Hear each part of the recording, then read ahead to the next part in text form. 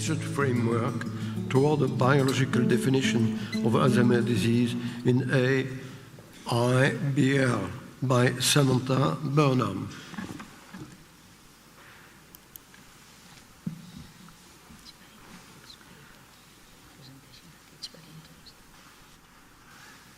Good morning. I'd like to thank the organisers for allowing us to present this work today. In terms of conflicts of interest, I'd like to say that we received funding as part of a research collaboration from F. Hoffman La Roche Limited. I'm going to put my acknowledgements, don't worry, I haven't skipped the whole talk. I'm just going to put the acknowledgements up front and centre because sometimes I get a little bit excited and forget the most important part at the end of my talk.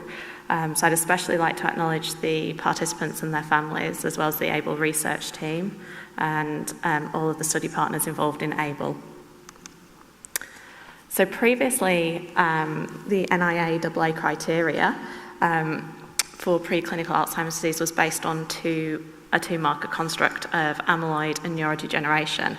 But recently, there has been some talk about whether splitting those markers of neurodegeneration into markers of pathologic tau, separated from other markers of neuronal injury, may give us better sort of categorization of those participants.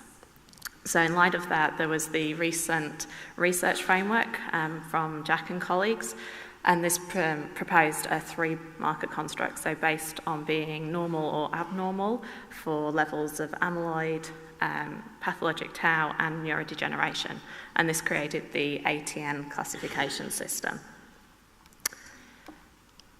So in light of that, the objectives for this study were to apply that classification system to our well-characterised participants in our AIBL study, and also to look and see whether how those individuals progressed in terms of clinical and cognitive trajectories amongst the cognitively normal, the MCI participants that we have in AIBL based on that criteria. This is the participants that were involved in the study. We have 200 AIBL participants out of our many more participants. This is because we were concentrating on CSF biomarkers for this study, so we have 200 that have undergone lumbar puncture. You can see the majority of those are cognitively normal at 140. We had 33 MCI and 27 AD as well. Slightly more males in the MCI and AD groups, and as you'd expect, increasing prevalence of ApoE4 carriage as we go through MCI and AD. So to classify our participants based on that ATN criteria, we used CSF analysis of the A-beta 142 phosphorylated tau and total tau using the fully automated Alexis immunoassay. The thresholds for abnormality were derived using optimization of Uden's index between the cognitively normal and AD, and you can see the levels for the cutoffs there. So then basically whether someone was abnormal or normal on each of those categories, place them into one of the 8 groups you see listed at the bottom. So starting off with normal on all 3 biomarkers, positive for amyloid, and also abnormal for amyloid, normal for tau and neurodegeneration, etc. As I said, we only had 200 participants, so to sort of look at those, but across 8 groups, we're getting down to quite small n. So we decided to sort of collapse them into 4 main groups of interest, but this was again based on the framework presented by Jack and colleagues. So we had those with normal AD biomarkers, so those who were normal for amyloid, tau, and neurodegeneration. Participants considered to have preclinical Alzheimer's pathologic change, preclinical if they were cognitively normal.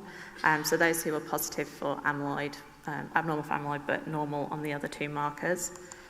Those considered to have Alzheimer's disease according to the research framework. So those were the ones that were abnormal for amyloid and tau.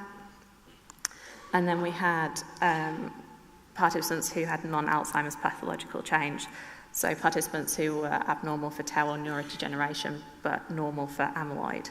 Those of you paying attention will notice that I missed one of the boxes. This one here, the Alzheimer's and concomitant suspected non-Alzheimer's pathology. The reason for that is because we had no participants assigned to that category. So I'm just going to pause for a second there and let that sink in.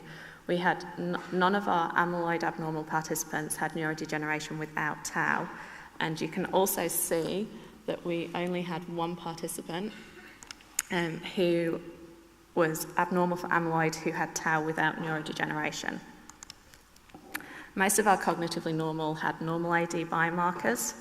13% had the AD pathologic change, 20% with AD, and about 30% had the non-AD pathologic change.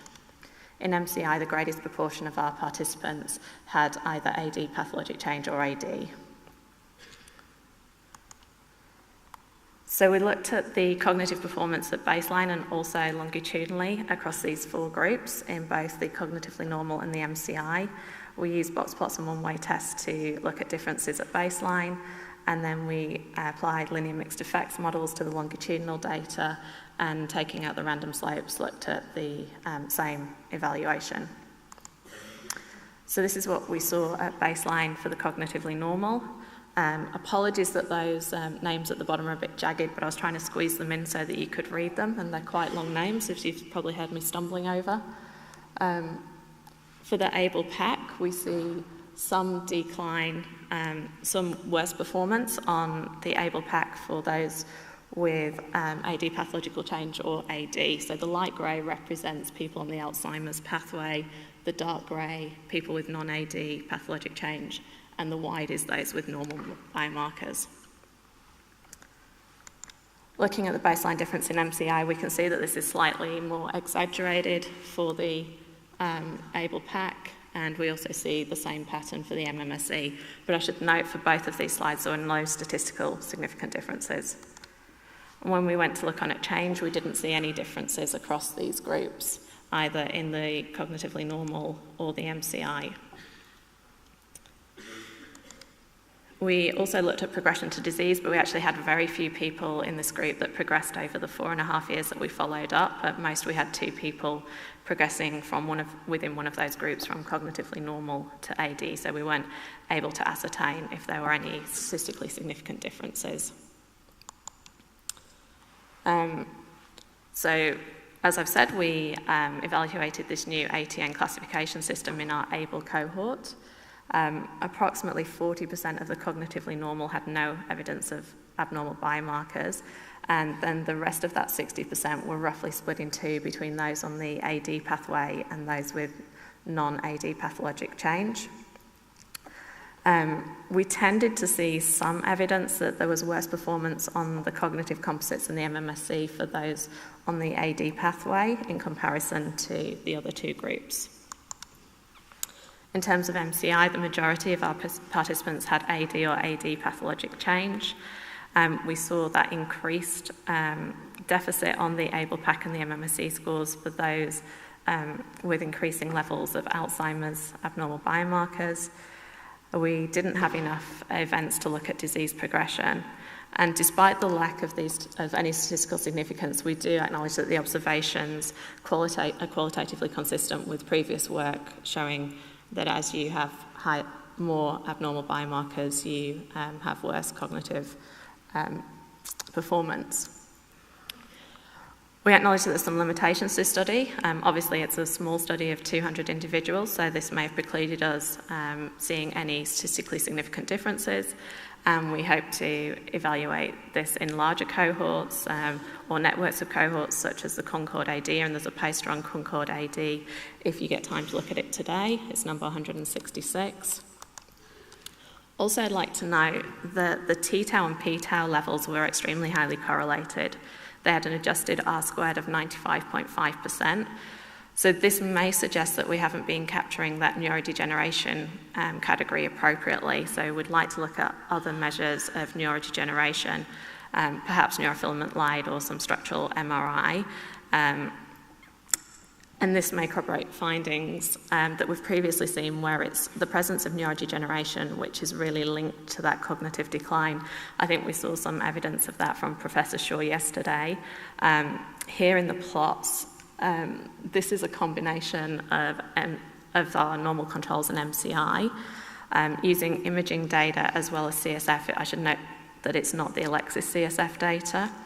And you can see those two red lines on the left and right, where we have positive neurodegeneration markers, are the ones that are really seeming to drive any cognitive decline or worse performance on the AIBL pack. And there's also some evidence of this published in the literature, including contributions from Beth Molmino. So in conclusion, we do see that increasing CSF biomarker abnormality appears to be associated with worse cognitive trajectories, although we didn't see any statistical significance. This suggests that biomarker classifications could help characterise prognosis in clinical practice and identify those at risk who are most likely to progress for use in trials. The NIA-AA methodology for evaluating AD biomarkers could have important implications, given that it can be widely accessible and allow cheaper screening, in turn facilitating wider application.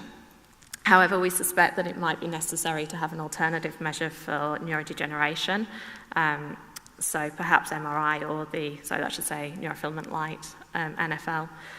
And as we've heard a lot about in the meeting this week, blood biomarkers are really showing some promise, and that would again help us to get even further reach. So with that, I'd like to thank you for turning up on a Saturday morning to listen to me. Thanks.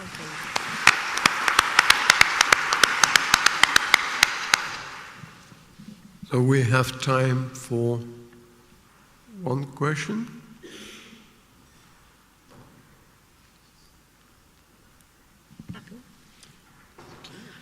So what can you propose to increase the interest for neurodegenerative? Because you have said that phospho-tau was not so good.